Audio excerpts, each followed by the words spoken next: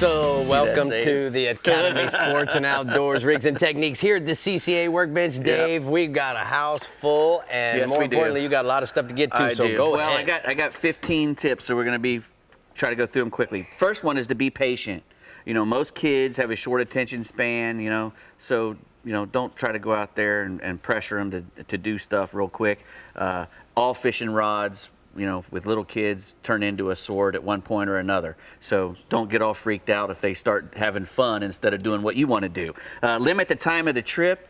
Dads like to be on the water at 5 o'clock in the morning and fish till it gets dark.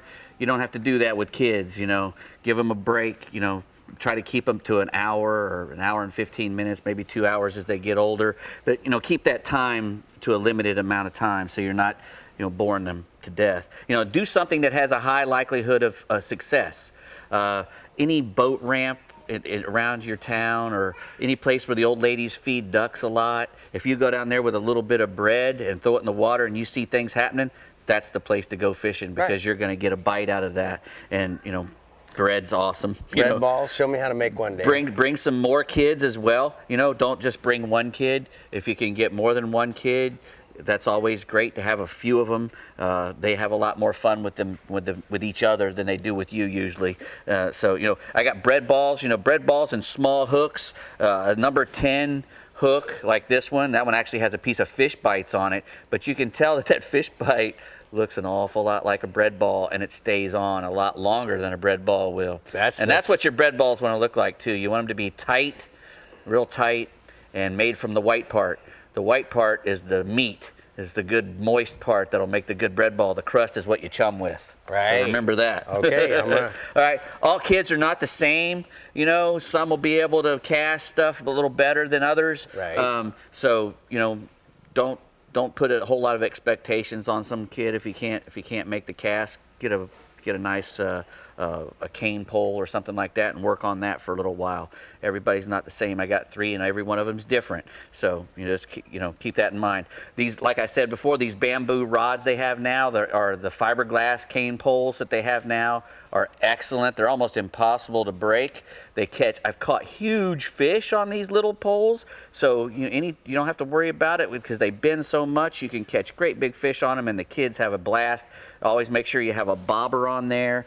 Bobbers are great for children because it's something they can focus their attention on. They can watch that bobber, and when the bobber moves, they can react. Right. So that's a great thing for them. Bring a lot of drinks and snacks. Yeah. They get thirsty quick. They're little kids. If you're out in the sun a lot, they run out of hydration. So you want to make sure that you have a whole lot of stuff like that for them. And you want to bring some bug protection and sunscreen, obviously. My kids are redheaded and translucent, so I always went through tubs of this stuff, so just make sure you cover them up real good. Bugs as well, you don't want to get out there and get all bug bit. If the kids are 10 and under, mash the barbs down on all the hooks and the plugs and stuff. Good. Because, it'll come out a lot easier from you and them. In one of them, you know what I mean? Mash those hooks down. Your kids, once they get to a certain age and they're not using the rods for a sword, then you can go ahead and leave the barbs up and fish the regular stuff.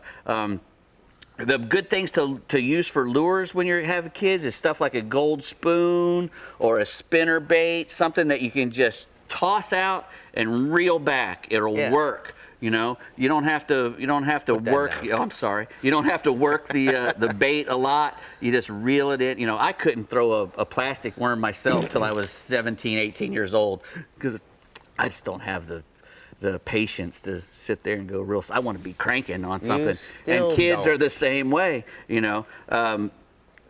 Encourage the kids to touch the fish. You don't be afraid of it. Try to touch it. Get them to release the fish.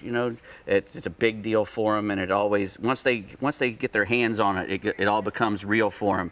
And if you're going to use a long shank Aberdeen hook because you're having them to release them, you want them to pull the hook out themselves and all that stuff. The longer shank on those little hooks gives you the leverage to get that hook out, and it's a lot better than trying to grab a hold of a real tiny shank on a tiny shanked hook and get it out. So also light line, try to use as light as line as you can get away with, because you're going to be retying a lot during the day, and they're going to get stuck on a lot of things, and you want it to come off real easy instead of fighting it. Dave, so excellent job over here.